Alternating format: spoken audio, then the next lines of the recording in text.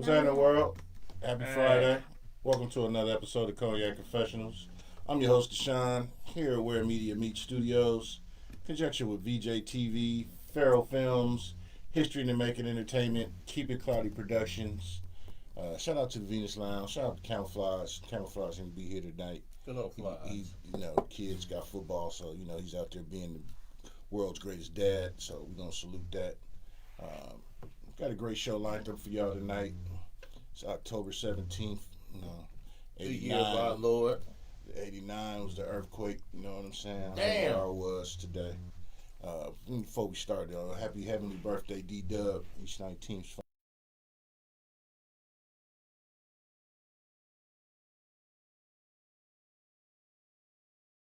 Let everybody introduce themselves, starting with my co-host to my left. Hey.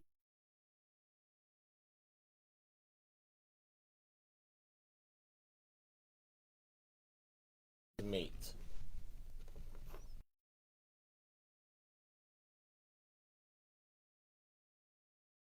Artist, actress.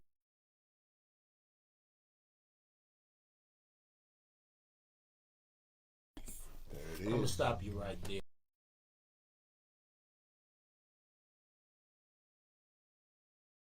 Robert Rodriguez, who also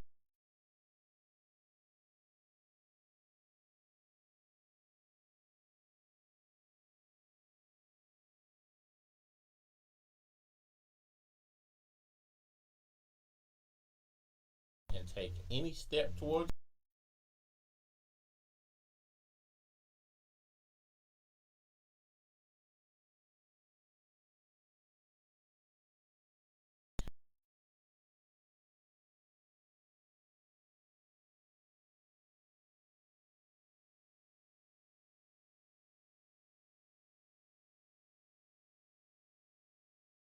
You can find me on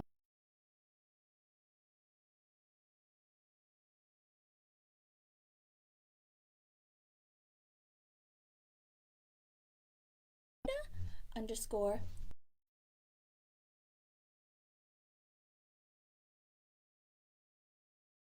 yeah. Yeah.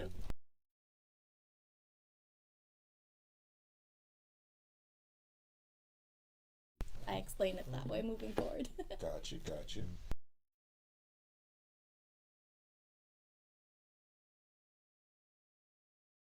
Born and raised in LA, Okay. and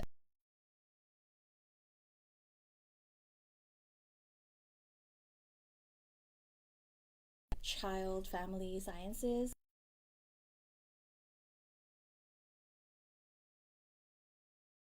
And then COVID hit.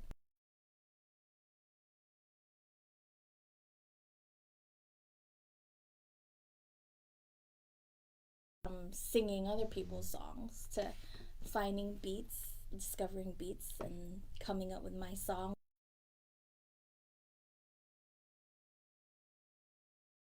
I appreciate that. Thank you. So yeah, after COVID, I still have my job with working with children, but now in the evenings, like Fuck them kids. I'm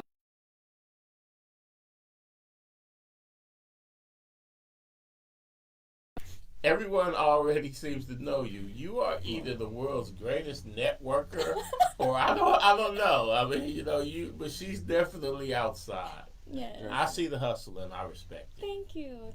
Yeah, I try my best. I don't really know, how to do this. I don't.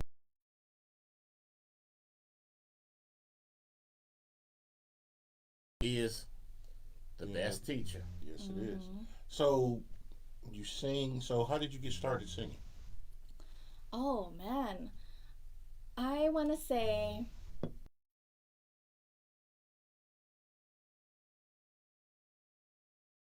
to you. You love me. Yeah. And that's just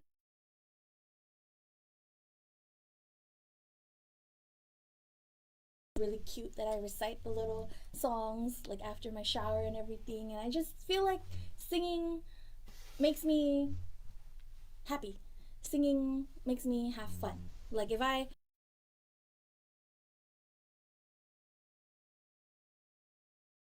good. Okay. Yeah. Okay. I ain't mad at you. Yeah. So, when did you?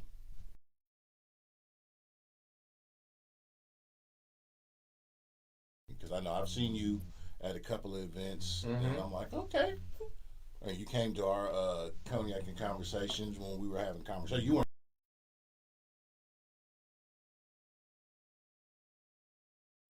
salute to that. So, when did you first start touching stages? And The stages, yes. Oh man, I remember this. My 5th grade talent show was probably my first actual performance. And there's this whole thing behind it. Like, we had to make a decision on whether or not so y'all familiar with high school?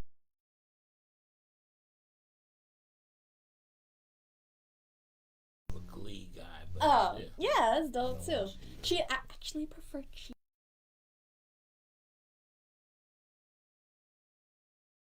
to be Gabriella some way or another. I needed to be Gabriella to the point where my parents were like, "You're not her. Relax." But it was either doing a group performance with my friends. I feel you. I was Eddie Murphy. Literally, I was Eddie Murphy. A spirit celebrity somehow.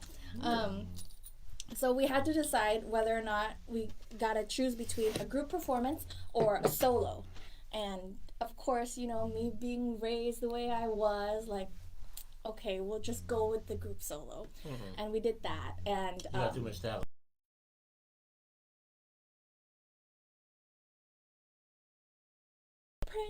and I think the teacher, just to be like, you know what, we do have time. We have time. You can do your solo. And so I sung When There Was Me and You by Vanessa Hudgens from High School Musical that day.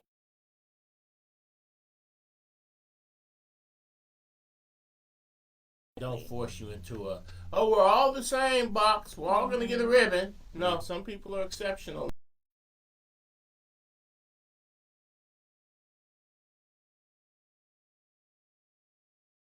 Exactly. But I remember during that performance, I froze.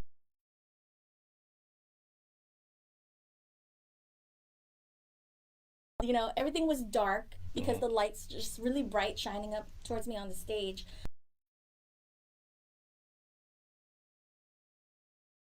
Talking to myself, I'm like, I thought you wanted to do this solo. Like, you're killing for it. Like, you're doing everything you can.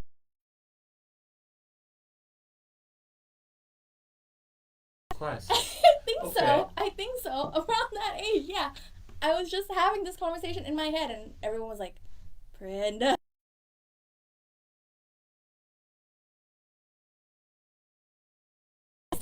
I start singing, and then the reaction that I saw was my friends cheering, clapping.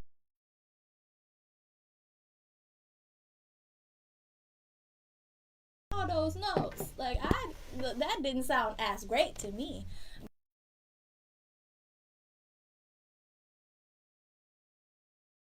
Like, you sounded great. I was like, okay, it's all worth it. Great. So yeah, that was my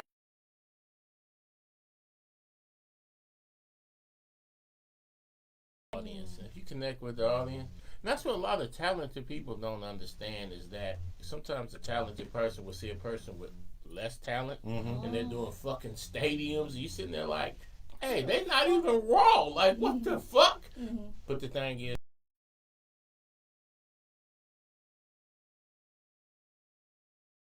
like I said, I talk to a lot of local rappers, some kind of way I keep ending up talking to them, and they'll look over and be like, man, that nigga ain't even raw, man, and how he winning this and that, and I be trying to tell them, conversation.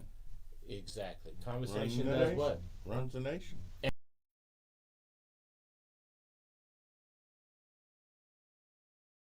Somebody and you just be like, yeah, I want them to win. Yes.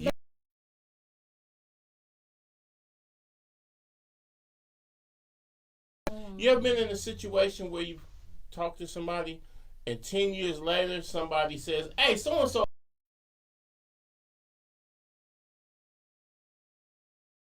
what doing? Yeah. You're leaving lasting impression on people. That's something that can't be taught. Right.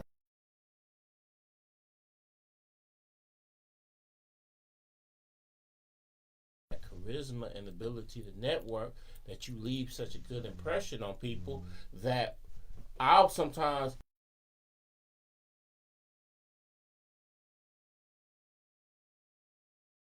that ability to connect with people, that charisma to be able to without some people gotta come stand on the table and shout and hoop and holler to get a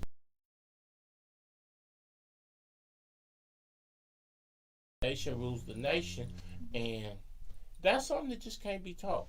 Right. Because Yeah. I've seen you've done Fabs, Music Mondays, you've done a lot of things. You be out there getting it in. I'm like, that's dope. Thank you so So- much. And So that's the not question even is, so before you came here in LA,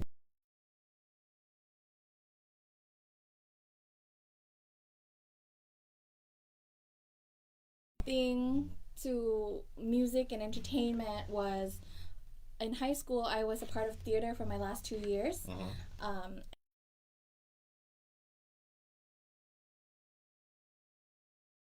Wrote a play where all these Disney characters came and just mingled, and you know, and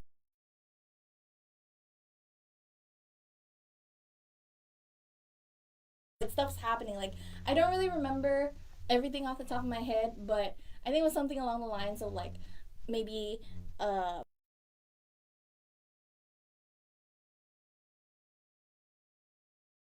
stuff like that happened. And I was Snow White with Oh, singing you weren't opera. there? Oh, okay. Yeah, no, I didn't steal nobody's man.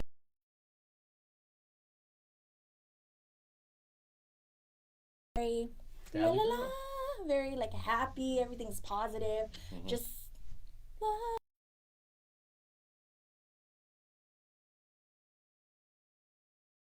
Times already, and all the other characters are looking at her like, "Is that it?" And then she continues to sing. So I think she wrote it to where me being.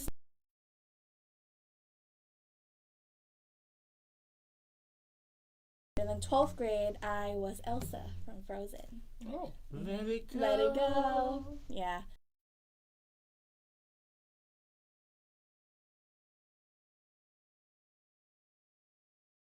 Sing it that well. So I told her, I was like, is there another singer that can hop on this with me? Like, just give her that part. I'll sing the rest of the song.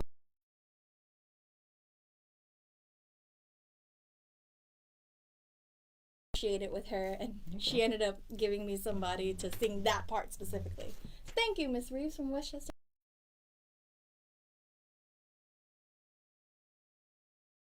Well, Quincy Watts went there. Oh, I just know Tyler, the Creator. 1992 Olympic gold medalist in the 400, Quincy Watts.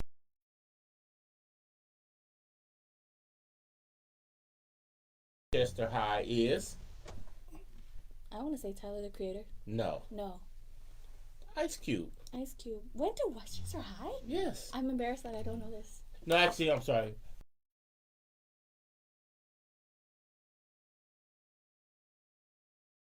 Trevor Reeves. Trevor something. Trevor Reeves is going to the Hall of Fame. The basketball player. He's went going. there. I'm just saying He went there. Yep. Oh, and I didn't realize Tyler, the Creator, went there. And there's a friend of mine from.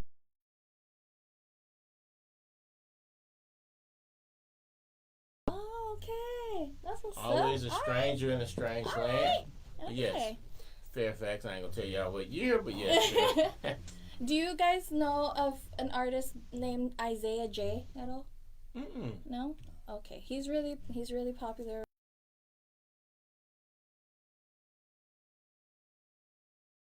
He's hosting a reality show, and so yeah, he's also from my year.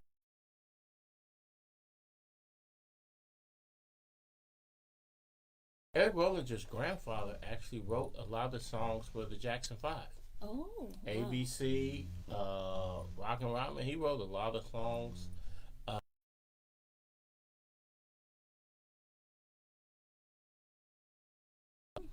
Nice.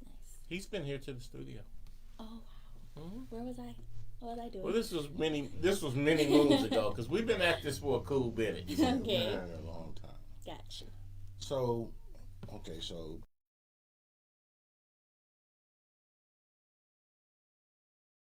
You said during COVID you were doing covers basically, and then you started writing your own stuff. Yes. So take us through a Bella experience when it comes to songwriting. Okay. What do you?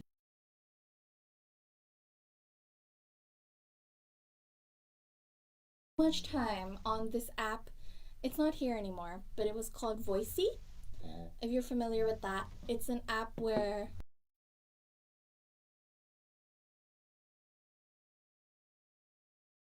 create something over that beat, and I spent way too much time on that app. I want to say out of Say the name of it again. Voicey. Voicey. Yeah, it's not here anymore.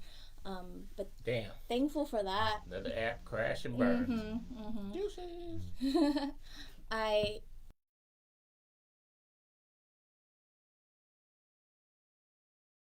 So, you know, I scroll through beats, and if I don't like it within the first 3 seconds, like, it's gone.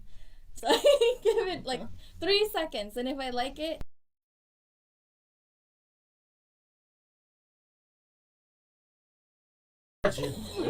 yeah, 1,000. What was that? You're done. that's it, exactly.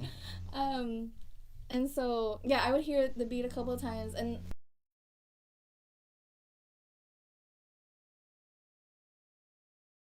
the words come a lot later.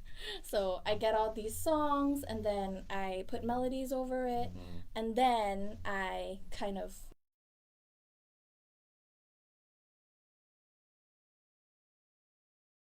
With Flow Opticals. Flow Opticals. I will remember that. That's a good name. Thank you.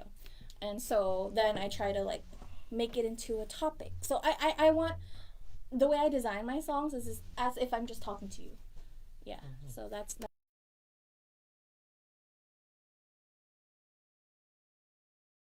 ever the songs on there now. It's a little cringe, but I'm growing out of it. I'm a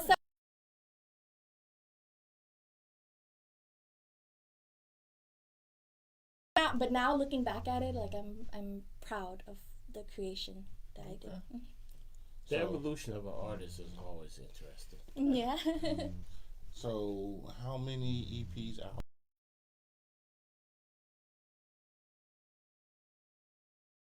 One EP out now, consisting of 6 songs. Can I like describe them?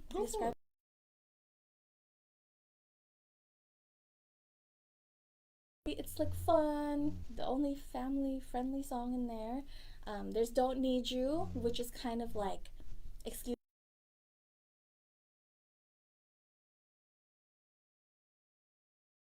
Need you, so that's kind of the vibe of the song. And there's Really Wanna, which is like, would you like to have coitus with me over here?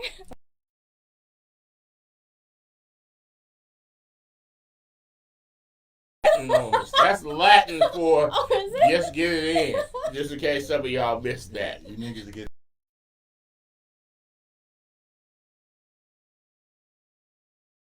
She's a university person. She is educated because, man, I honestly can say in half a century on the planet,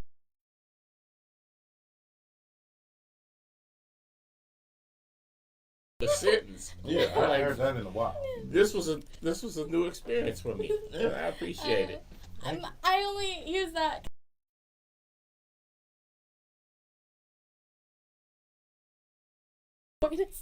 Yeah, so Really Wanna is like, ooh, you wanna fuck me here, you wanna fuck me there, but it was giving. I hate Young Sheldon, by the way. The show or the person? The person. Why? The young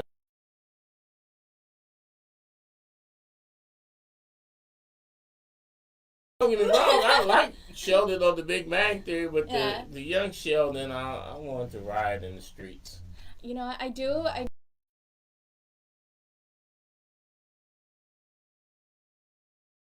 Just knowing that young Sheldon exists, I was like, oh! And so I gave it like 30 minutes of the first.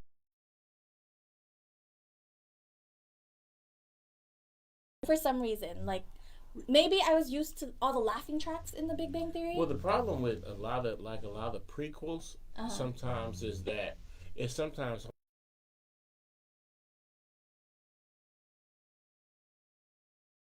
necessarily all the way in tune with the older character. Plus, I ain't gonna lie, one thing I hated was the interaction with the dad when I already knew what the dad's fate was gonna be. Like the Wonder Years.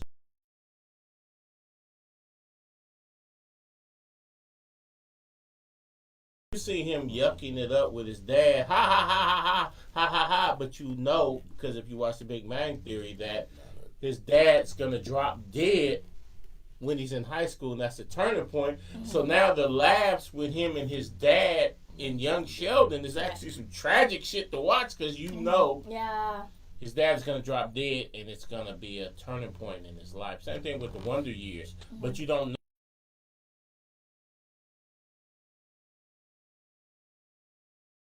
Break Blood's heart. You know what I'm saying? And you don't know that his brother is gonna go from this wild, vibrant dude to a regular.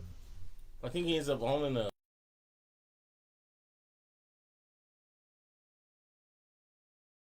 season. But in young Sheldon, I already know what's gonna happen to Sheldon, and it makes Sheldon on the Big Bang not funny because, man, actually, he went through some shit. Yes. But anyway, I digress. If y'all ain't never watched Big Bang Theory or Young Sheldon, Never watched put it to you like this. If you haven't experienced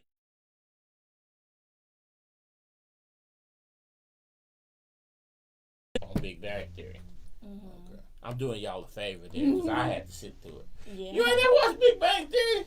Oh my gosh. Oh, can I try to convince you? Like, You guys won't convince me to watch it. You wildin' right now, blood. Ouch.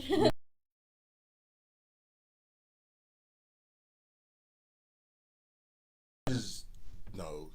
Come on with it. Come on. It's too late. No, I was almost thinking of that other dumbass show. With That Ashton 70s Kutcher. show? Yeah. But, yeah, even that one. I like how you knew that. Yeah, because I was like... It's all in the same vibe. Exactly. I was like, yeah.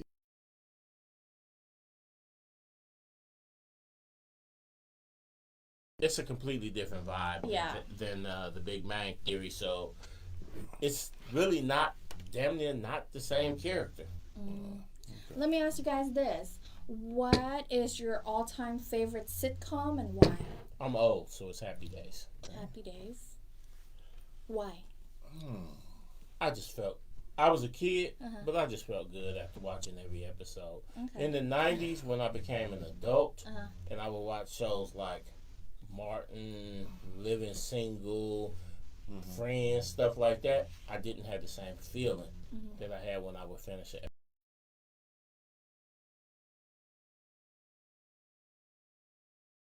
Real life, that watching some Happy Days and everything ended perfectly and kids got a hug and everybody a high five and everybody won was the escape that I needed, because as soon as I turned Happy Days off, it was somebody calling me a motherfucker. You know what I'm saying? So So as filmmakers and producers of like TV and film and everything, y'all low key like the first therapist of.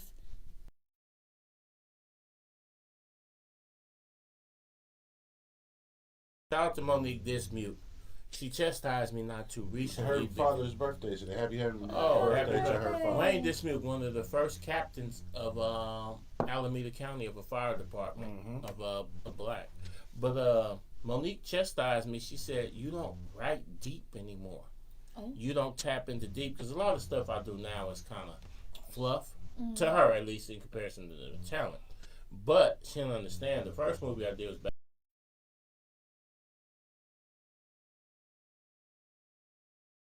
into shit that really happened to me. Of course, I made it fictional, but I reached into shit that really happened, but I wasn't quite ready, really.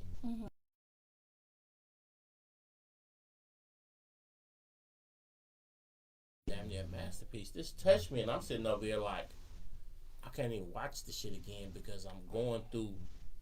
I'm going through territory that I mined that territory to make money for commercial, but psychologically and spiritually, a lot of the shit that happened,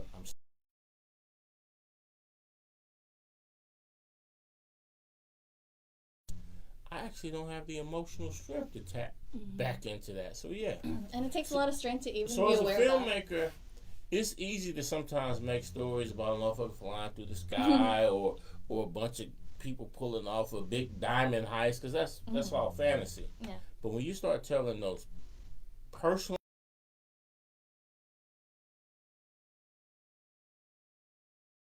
shit really happened, and it deals with incest, family trauma, and stuff like that, and I'd be like, I'd be leaving them on red because I don't want to bond with you over this. I don't want to. What they call bond? Yeah, I don't want to trauma bond. So So as a filmmaker, as a storyteller, the stories that win the most for you are the stories that you really pull from your soul. But sometimes you pull shit from your soul that's been buried, and it was buried for a reason. Right. Not all of us is open books and ready, you know what I'm saying? So Hey, Lori. yeah. Hey.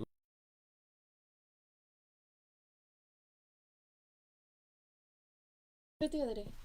Yeah. And the Cognac Conversation. Yeah. Yes. Shout out to That vibe. Lori with Shout that. out Shout out that to vibe. Lori. Oh my God, I amazing can genuinely say, man, Lori is Amazing one figure. of the Lori's one of the best people I've met recently. Mm-hmm. Lori, you're a quality human being. Yes. Shout out to sis. Lori. Actually, Lori, man, that event, Cocktails and Conversations. Yeah.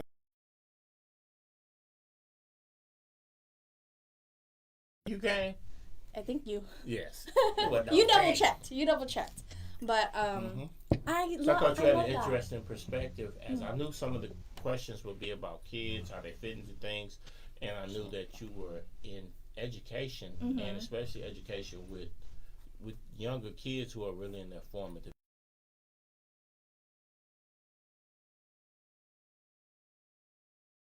And I don't know if you remember, but there was this one folded up paper that you read, and you were like, "Oh, we're just gonna skip that one." Yeah, that was mine. I'm trying to remember, what was it?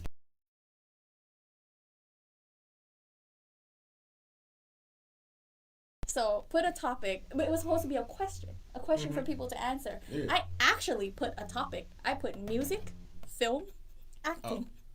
Oh. Yeah. Yeah. There was this one, there's only one card out of the whole entire vase where you were like, yeah, nope, okay,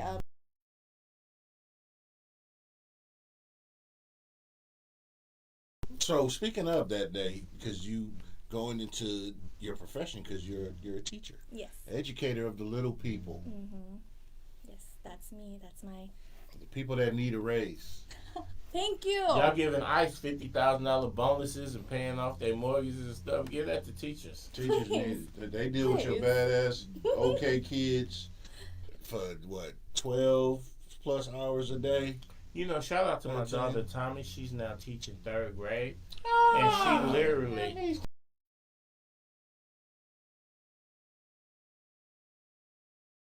So she's got 10 and 11-year-olds in She her did it class, right before we. and she's saying 30% of her class literally cannot read. So, how did you get into wanting to teach? Where did that come from? I think that I've always enjoyed like being around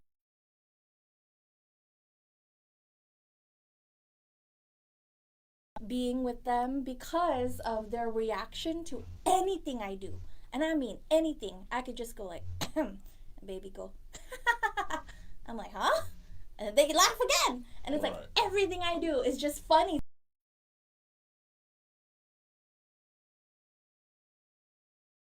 And kids, they tell you like it is.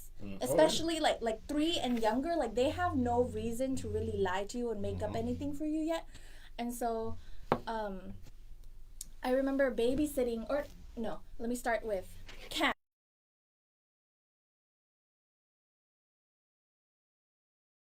Like, okay, I think I might want to do this as a profession.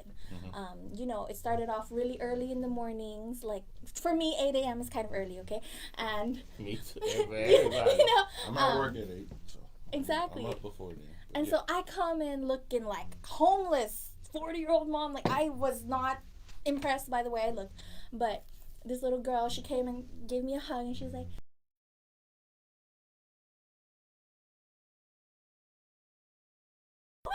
And I'm looking in the mirror like, heck no, what is she talking about?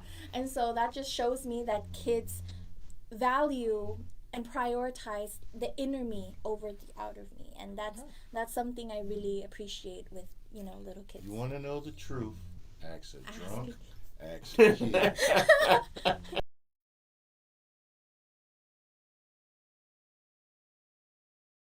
Up their own personality and brain. Yeah. And so they will tell you like it is, but it might not be stuff you want to hear my anymore. kids all the way up to they were probably about 10 or 11 thought I could beat up Mike Tyson, so trust me, they can keep that sense of wonder for hella long. Off topic, you saw his butt before, right? Huh? You saw his butt before? Oh yeah, that was unfortunate on Netflix. In fact, if I hadn't been getting it from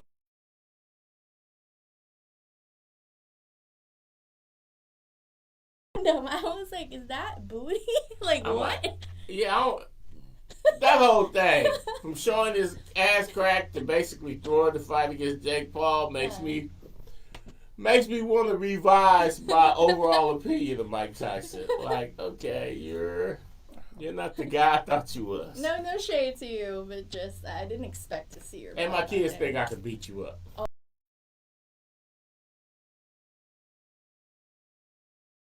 Mike Tyson's booty, or come on, chime in, brother. No comment. Okay. I don't speak on men's anatomy. The way my manhood is set up, and I'm very secure in myself. Hey. Understood.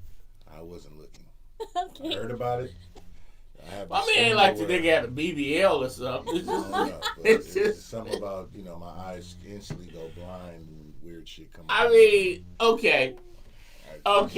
We get, like, if Have you somebody ever- tell me there's a naked man around the hallway, I I'm know like, you nigga, ain't finna go run on Right, the right. You're not. But if I'm watching the TV and something, And it just happened. No, I seen some weird shit. Cheeks, Yeah. I'm I just seen like,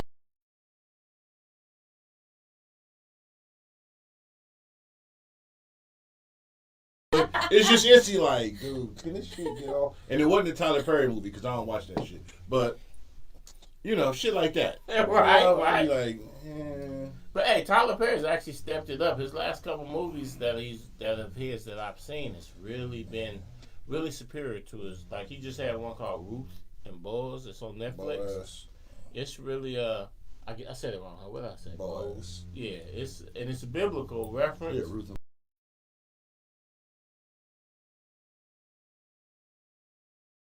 They didn't advertise the shit out of it as Tyler Perry, and I just happened to watch it. Mm-hmm. I wouldn't even thought it was him because it was a little bit level above the previous work I've seen of him. The previous. And there was no unnecessary, gratuitous Extra, that had nothing to do with the plot. Chili dog sword fight. Right. And shit.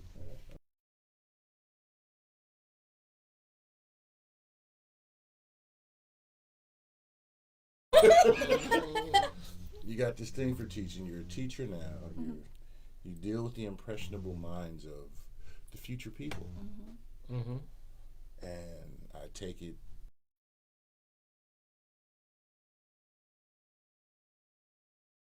being there with these young fucks, these little kids, these impressionable minds. And then you pack that up. You do that through the day, 12, 14, whatever hours a day you're dealing with the kids.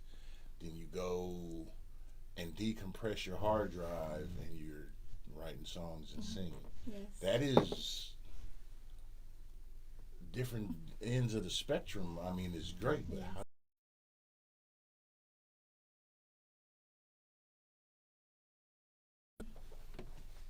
I would say, if anything, my routine at school consists of something called circle time, where all the kids gather around in the carpet and we read a story to them, we sing songs, and that's my favorite part of the day. And so, if anything, I've been performing in front of little children for like 6 years, since 2019. Always sing.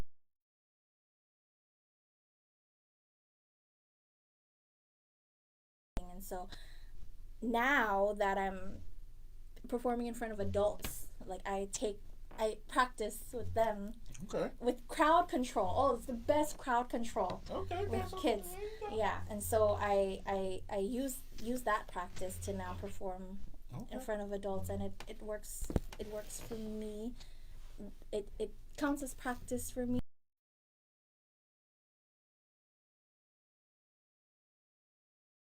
Done your EPs and the singles. Are you mostly a solo, or do you do any collabs? I would love to collab more. So far it's been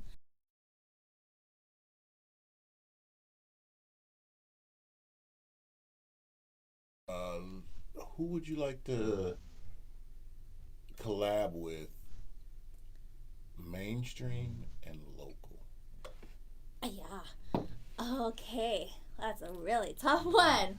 Mainstream, I would say, I think hopping on a Chris Brown song.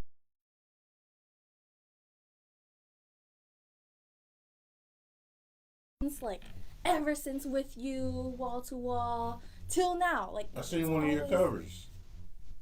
Covers. One of your you did a post where it was what was it? It was one of them. I don't know if it was the challenge thing or whatever. A remix? Yeah. It depends. Yeah.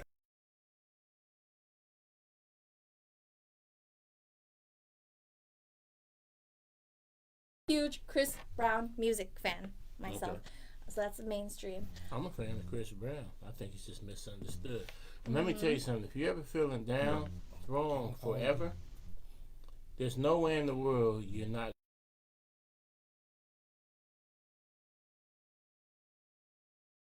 And I haven't seen him live, but from what I've noticed, you should do one of those meet and greets with him. Really?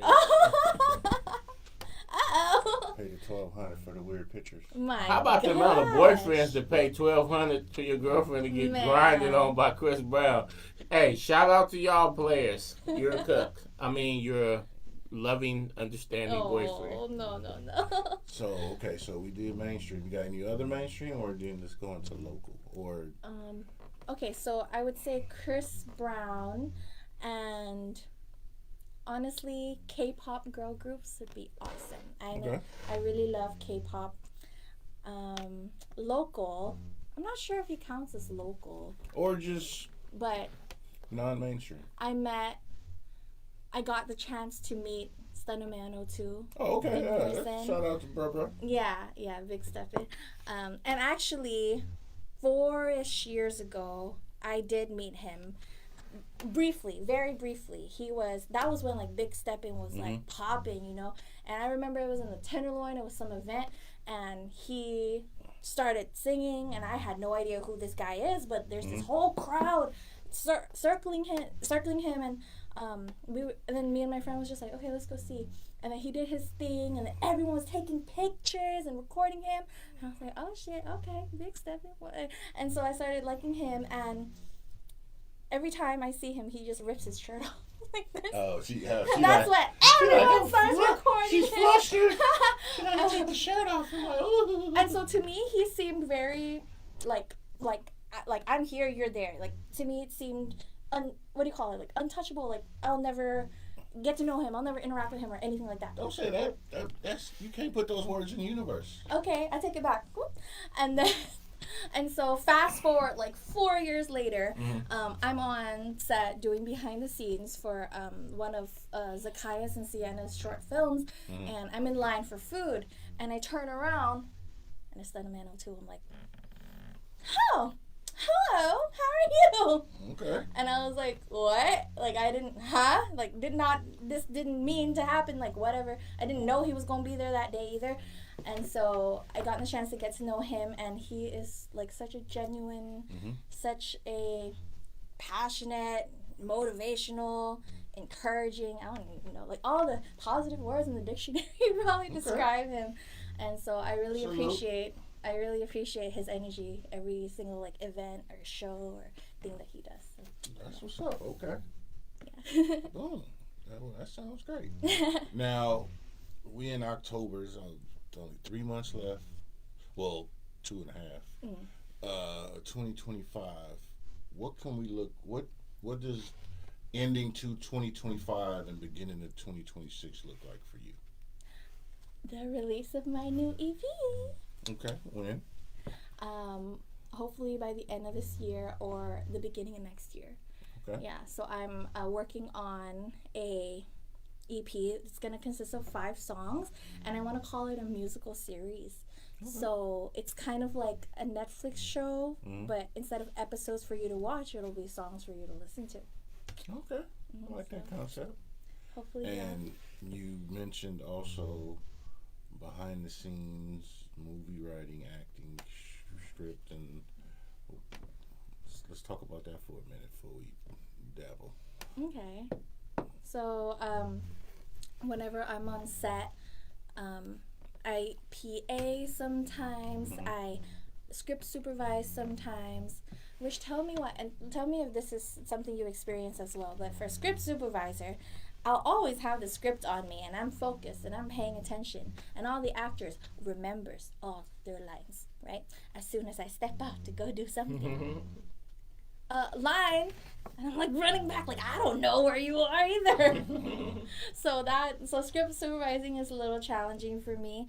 One of the curses of independent filmmaking is that sometimes, because they haven't had proper training, they have the energy, they have the dedication, they're studying at home, this and that. But when you don't have the training, sometimes when the lights are on and the camera is on, no matter how prepared you are, like you could look at World Championship boxing. Guys been training their whole life, and then suddenly the bell rings and they sitting there looking like this, and other dudes wailing on them. When you don't have that, you could have all the passion for something. You could even have natural talent and charisma.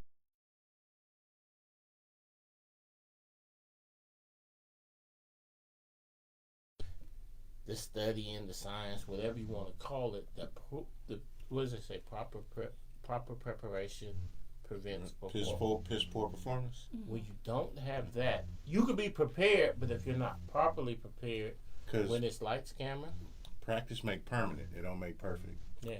So if you're practicing, you could spend a lot of hours practicing, but if you're not, and you're dedicated, but if you're not practicing properly, when somebody says, "Hey, action," and all of a sudden you see them freeze, and you be like, "You just went through the line several times, and we know you know the lines.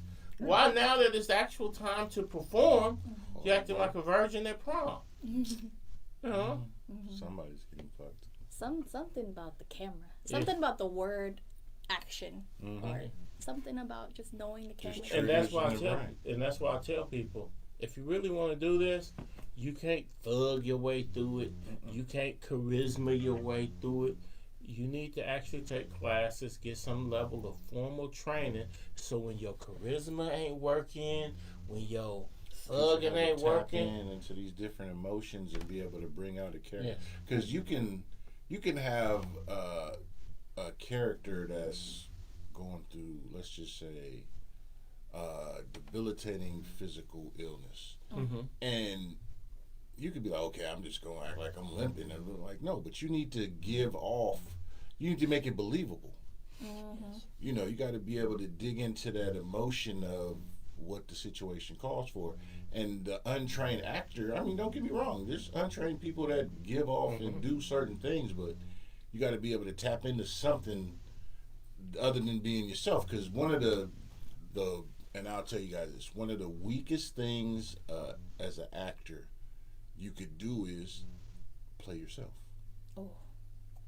If you just bring your normal who you are to the set, the scene, you're not doing anything. You're just, hey, yeah, what's happening? Hey, yeah. No, you need to dig in and bring some emotion, bring something to this character, because you're disrespecting the writer's pen.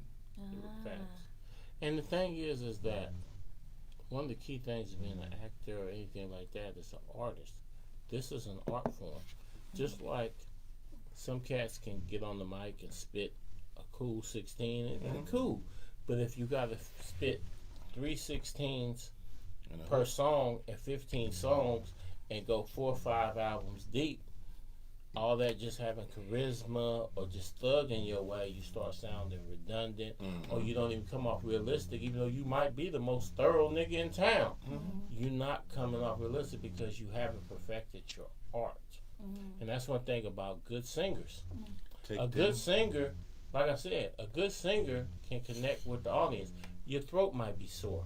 You might be flat. Like there's people out there that'll say, and this is my girl, Mary J. Blige. In fact, if you look at modern R&B, the last 30, 35 years, My Life is probably the greatest R&B album made. So Mary's in the argument for GOAT.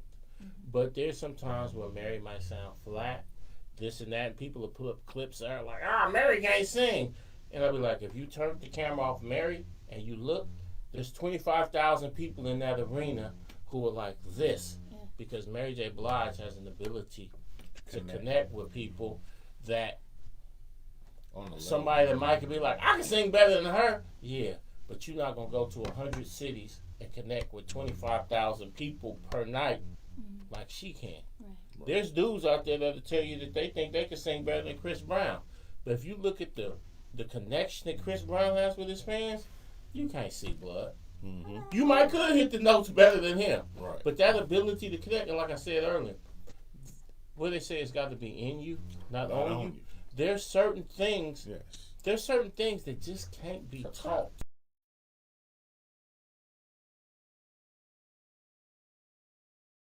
So, talent and hard work. Hard work beats talent when talent don't work hard. Amen. Now, I ain't gonna lie to you, I can't quite visualize what exactly thugging it out means. Can you elaborate? Well, there's some people that'll come in and they got a gold chain on and I'm a rapper, nigga. We all be like, yeah, okay, for sure, blood, yeah. Then I'm a rapper, nigga. I come from the trenches. And, you be like, yeah. And then by the time you get to their third,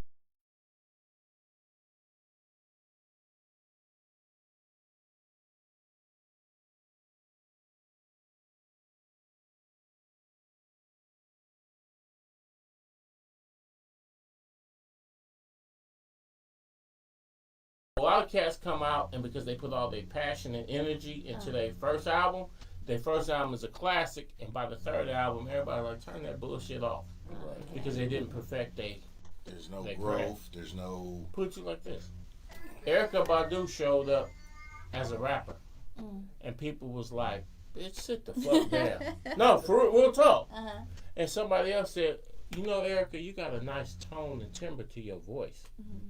If you went more R&B and you started really and more tapping into your spiritual side, because you're in here with your hat on backwards and spitting some gangster shit, but then you go burn incense. Maybe if you tapped into the incense side and became more authentic to who you actually are as a person, you might be successful. And now Erykah Badu is considered one of the GOATs. But the first version of Erykah Badu that came to the public, people was like, man, if y'all gonna turn this bullshit off. And that's hard to imagine, because when you say Erykah Badu, from senior citizens to kids, everybody be like, yeah, Erykah Badu. But the first version of Erykah Badu was, even same thing with Lauryn Hill. A lot of people don't understand. The first version of Lauryn Hill was L Boogie, and she was a straight spitter. The Lauryn Hill that became this legend is nothing like the original L Boogie, who was just a hard spitter from New Jersey. And people said, yeah, we're not buying it. Why don't you actually went to university. She went to Rutgers University. You're an actress on soap operas. Nobody wants to hear about you killing the fucking block. Why don't you start making songs that's more in tune with who you really are? And now Lauryn Hill is a legend. But L Boogie ain't. In fact, a lot of people don't even remember L Boogie, which is her actual rap name, L Boogie. And the Fugees was called the Translator Crew. And she was killing niggas on the block. Like, if you look at Lauryn Hill now, you'd be like, Lauryn Hill was killing niggas? And that's an example of thugging it out. Now, if she'd have continued to thug it out and made multiple albums as L Boogie, she wouldn't be a legend to this day. Got you. Okay. I understood thugging it out means, like, persevering. Well, no, not necessarily. Sometimes thugging it out is motherfucker will get so stuck on doing things a certain way that they keep doing it no matter what. Right. Even if the shit ain't selling. Right. Even if people are saying, You get hey, artists. blood, I know you went to private school, man. Knock it off. Right. Yeah, you get artists who everything sound like you said. Album 1, they could put 8 albums out, and if album 6 is on the same everything as album 1, we look for some transitions, some growth. Okay. And album 1 may have been the shit. Don't Yeah. get me wrong. But he was You may have 24 on album 1. Right, and now you know, I'm 17, 19, 20 maybe. I'm rapping about, man, I'm doing 3-in-1s, 5-in-1s, I'm doing this and that. Now I'm 34, you know, I'm still rapping about, man, I'm in the club, I'm posted outside. No, 34, you got a mortgage. You got a I got a relationship. mortgage at 20, but I'm 22, 24. But I'm just saying, if you still in that mode, you like, nigga, you still sitting in front of the nigga. Ain't your kids in high school? Nigga, you still sitting outside talking about knock on me? Yeah. Those type of things. It's Okay. like, I need something more. Don't get me wrong. There's even that type of music, it get old and tiring. And, you know, but, you know, it teaches on, but we need some growth with artists. And, yeah, you can. Because even if you are a thug ass nigga, this and that, right?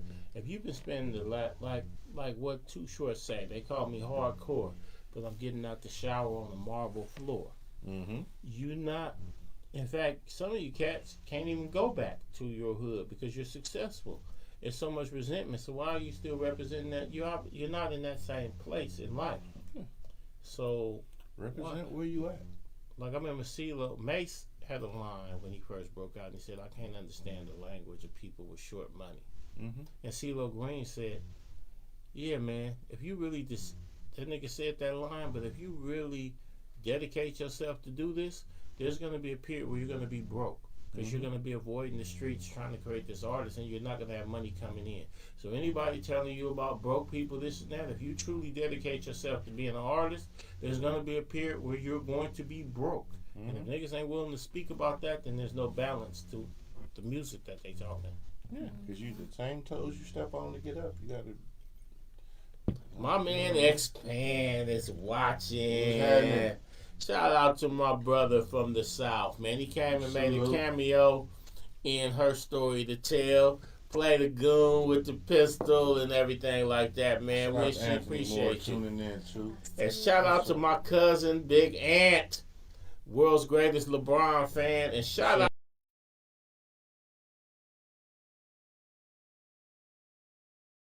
Rue, my partner. So, and actually, y'all know, we was talking earlier. It's October 17th, 1989. Loma Prieta. Earthquake, Loma Prieta.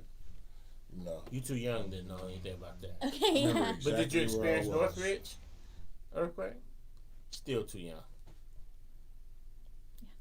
Northridge, when was that? 2004? I was like 94. That was 94? Yeah. Oh, Because my right. partner was going to Cal Oh, that's State right. Northridge. Did not exist yet, guys. Yeah. Oh, okay. Well, yeah. But both of those earthquakes were truly See. devastating. I was in East Palo Alto on Buchanan Court. How bad Out was in the Leonard shake House. over there? We was getting ready. We was in the. I stayed on Buchanan Court. He lived a couple of the houses over. We was at his house getting ready to watch the World Series. Mm-hmm. This shit started, woo, and the fuck it, I bullshit you not. The cabinets opened up in the kitchen and shit just started falling out. Mm-hmm. We was like, the fuck? So we ran outside. Like what time and how old About were you? 5:40, what was it? In the 5:10, something, yeah. In the morning? No, In evening. the evening. Yeah, So the whole series was The whole supposed to world was what? Literally, they were about to play the World Series. I was and at for the Rainbow. day, that was a saving grace.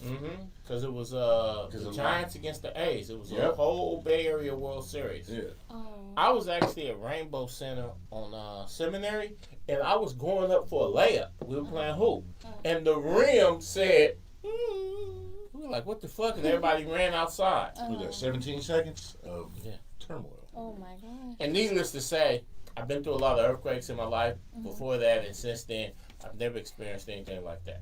Yeah, that shit was crazy. And then they started talking about the damn, because you're young, Cypress. but you know there was a freeway connecting the. Well, right now we got the 980. There was a freeway right there, and it literally collapsed. And people died. Oh. People were, because it was like 5 o'clock. It was rush hour. Yeah. People getting off work. People literally died. People died on the Bay Bridge. Yeah, a lot of people died. The top section of the bridge collapsed. Mm-hmm. I remember seeing the video of the car that went over. It was like, whoa, that shit was scary. You ever see that documentary about it where one dude was like, man, he went over, like, dude was talking, he was like, people thought I died, but I'm here. But there was a lot of people traumatized. I remember a coworker of mine, his family member died in it, but his family member and the young lady were both in the car. They died and the baby lived. And they had to cut through the pen. Yeah, but a lot of people thought, on both sides, thought that the baby was some kind of way going to inherit some money. So they actually fought. The family, they actually fought in court for years over custody of the baby because the mother and father both died. And everybody thought whoever got custody of the baby was going to get custody of this money. And then when they found like, okay, who exactly is going to sue? The earthquake? Right. And neither family then really wanted anything. Like, nobody cared. Yeah, that's close. But they fought each other because they thought the baby's going to, some people, like, some kind of way, though, the baby's going to get millions because they survived the earthquake. Oh, shit. So people was fighting, taking pictures of each other. Like, this grandmother can't have the baby because she's really on crack. You know, this, like. Cold world. Speaking of cold world. People can get really ugly when it comes to Rest money. in peace, D'Angelo. Man, that shocked me. That was, rest in peace, my guy. But shout out to his family. Yeah. The same thing with Chadwick Boseman's family. Chadwick Boseman's family was able to keep that shit under wraps all the way till he actually died.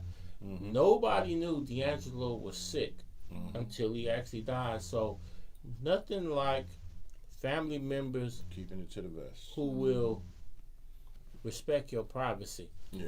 Because, like, Whitney Houston's family, when she got on drugs, Cats was, like, even her own father, they were sneaking pictures of her and going selling them to the tabloids. Yeah, you know what I'm saying? So nothing like family member that's loyal to you all the way to you check out. Him and Angie Stone's son, he lost both his parents. I feel sorry for Blood. Can you imagine losing your mother and your father damn near in the same year? Yeah. It was the same year, right? Yeah. And shout out to Angie Stone. May she rest in peace. A true pioneer who didn't get her flowers because of the industry's tendency to off people. Because a lot of people say, Angie, I don't get into too much of conspiracy theories, but Angie was alive and well until she started saying, they really owe me bread. And then suddenly she dies in a car wreck that everyone else walked away from. Yeah. I don't know. And shout out, speaking of deaths, man, rest in peace to my boy Val T for real, a.k.a. Rufus Washington III. First met him on the set of Town Biz damn near 20 years ago. And his ability to get into character, truly talented. Definitely. Val T is one of the regrets that I got that we're not more plugged into the industry, because on one hand we try to be rebels and we're not going to conform, but on the other hand, when a talent like Val T comes along, the world really needs to see them, but we don't like to play the politics of the industry. So if you don't play along with that bullshit, you don't get seen. But then I see lots of less talented individuals getting to live a really lavish life. So it's like you kind of got to make these choices in this game of, am I going to stay independent? And like Shirley Chisholm, the great politician, unbossed and unbought. But the price to being unbossed and unbought is that you don't get the parades, you don't get the random seeing you across the industry. So you don't get the unsung, you don't get the where are they now until way later than when somebody really digging in the crates. To all my artists out there, I don't go for all that Illuminati shit, this and that, but at a certain point in your career, you're gonna have to make a choice. Am I going to chase this fame by any means necessary, or am I going to just stick with my artistic integrity? And so you're going to have to make a choice. And it's actually not going to be a dude in a trench coat, this and that. You're going to make the choice, because there's going to be certain things that you are going to have to choose to do. And that's the subliminal pressure that the game puts on you. No one is saying, hey, you got to do this or this and that. There's no one saying, you're going to be saying it to yourself. I got to do these things. And if you decide not to do those things, then just know you're probably only going to be locally, maybe regional. Mm-hmm. But a lot of people do want that international thing. You do want to be overseas and crowds chanting your name. You want these. A lot of people want these things. Some people be like, "Oh man, fuck the fame. I just want the money." But you can't get the money without the fame. Mm-hmm. And sometimes to get that fame, you're going to have to compromise your integrity. You're going to have to sometimes be around people that normally you might be like, hey, I'm cool off dude, man. But no, you're going to actually have to be around dude, and you might even have to shoot your day one or your real niggas to the side, because they're going to be telling you, hey, what you doing around dudes? You know we don't fuck with dudes like that, but you know fucking with a dude like that is going to get you where you want to go. And you might not even want to admit it to your day one, because they're going to look at you and be like, what?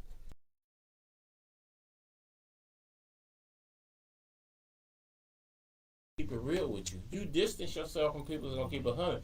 You don't even go around your family, because they gonna look at you and maybe be like, hey blood, there's work at the post office, so I know you didn't do that punk shit over money.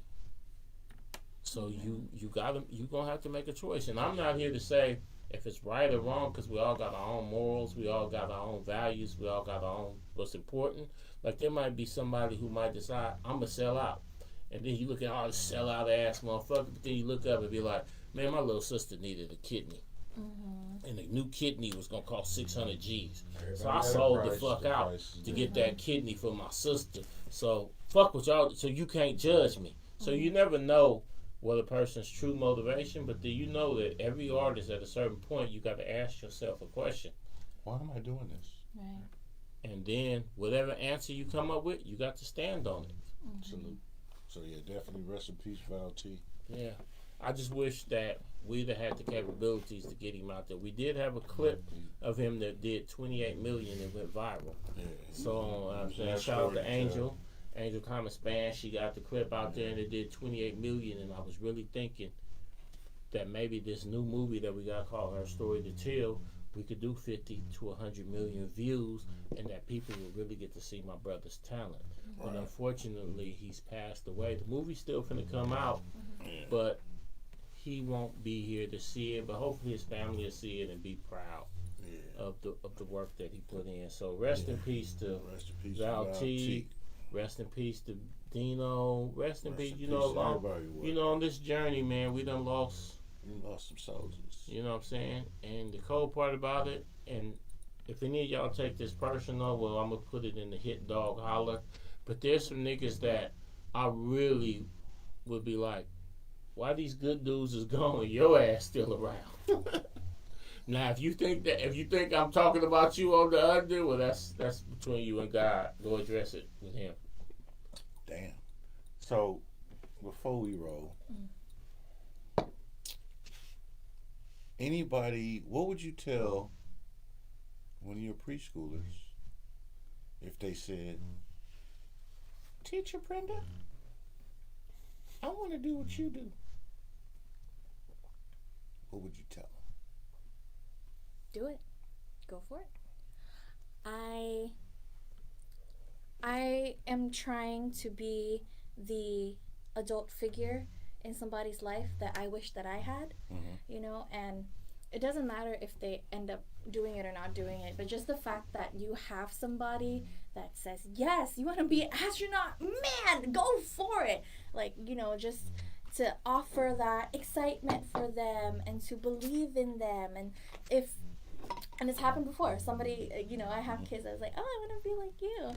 And I'm like, okay, like what is it that you want to do like me? You know, like, is it blah, blah, blah, blah. And then so I introduced them to all these new vocab words, and I introduced them to all these concepts, and And I'm like, okay, well, first, if you want to do that, you're probably going to have to start cleaning up your toys first when you're asked to, you know? Do that. You gotta bring that in. Mm-hmm. And, you know, I always wash my hands before I eat. Do you always wash your hands? So, you know, I get to, like, sneak in these little moments, too, during these conversations. And, so, yeah, even if they don't end up doing that in the future, it's all fine. I think I prioritize the present.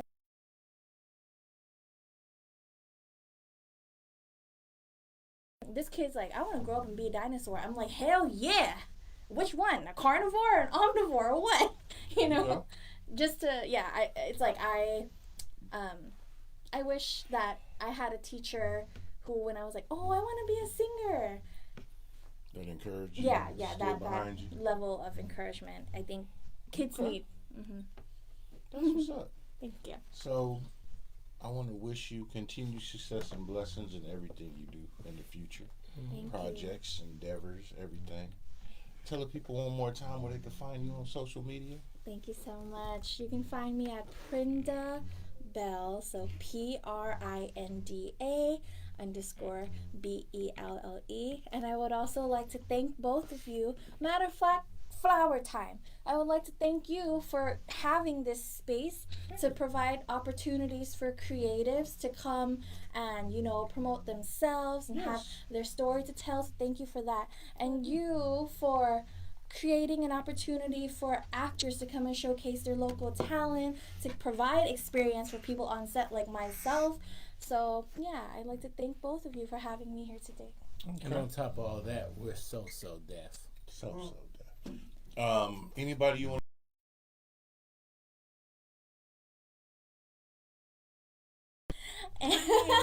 Thank you to my fans. And actually, I'd like to, I think it's an indirect shout out, but to Mr. Fab and all of the, Shout out to Fab. yeah, He out does of the all most. the opportunities In a good way. that he provides everyone. Yes, I salute that brother. Yeah, and so when you were talking like, oh, you have to make a decision on whether or not you wanna, you know, do this and do that, and I think Mr. Fab is one of those people who've become successful but still stays in Oakland and gives back so much to Oakland. Oh, definitely. Yeah, He and does so a lot for the people, for the soil. He breathes. exactly, and Good I think my level of performing practice has definitely improved ever since being involved with Desi's Lounge events. So thank you to Mr. Fab for even creating that space. And Salute. Yeah. Salute him and doing y'all. Yeah. Yes, indeed. And Twan too. Lori said they appreciate you. Oh, I love Lori. Now, Lori, when we gonna do another cocktails and conversations? Yes, Cocktail and that conversations, vibes. We need to have Cocktails another and conversations. I'm there. That vibes, Make may it I add. happen. That vibes. vibes. Cocktails That and vibes. conversations. You know, I'm the fourth member of that vibe. I would believe it. So, P. Yes. Oh. Well, you can find me, Lord said earlier. I don't know why I'm suddenly in my... Yeah, he got his fucking Lando Calrissian voice. For Billy D. Williams, he like... Hey, the yak kicked in. You Just know, at that it's moment. We 45. never know. You I know never what? know within the show time frame when the yak is actually going to kick in. But when I started talking with that voice, I realized the yak just kicked in. Yeah, But I want to give a shout out to everybody that watched, to my cousin Appreciate Aunt, to Nate, to Lori.